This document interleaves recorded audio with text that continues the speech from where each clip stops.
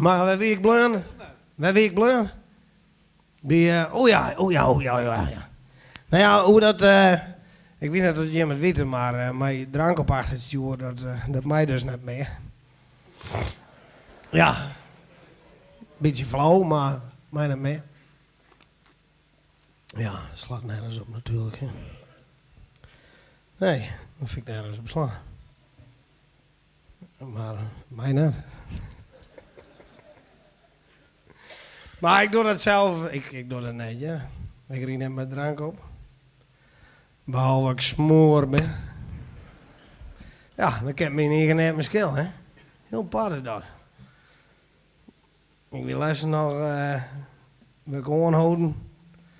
Ik wil aan kakatoes smoor, hè. En die vent die houdt me aan. En die zei, meneer, heeft u ook gedronken? Nou, ik zal u heel eerlijk zijn, meneer de agent. Ik ben zo'n smoor en zo smoor als een aap. Dan zei hij, ja, wilt u ook even blazen? Ik zei, hoezo? Geloof je me niet? Maar toch, ik moest even blazen, nou klein jong. Maar het is al een beetje, ik vind het al wat overdreven. Want er is lessen zelfs, dat is bewezen. Want dat staat op Facebook, dus nog zult wel zo wel.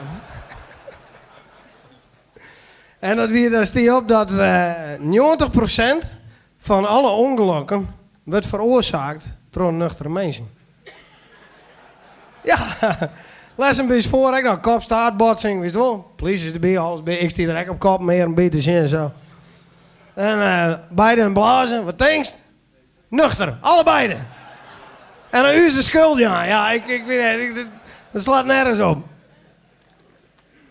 Nee, jongen, je gaat nergens meer over. Maar ja, misschien weet hij hem wel een beetje weg heen wel. Wat noemen we hier op ons sluit. Ja, mooi smoor.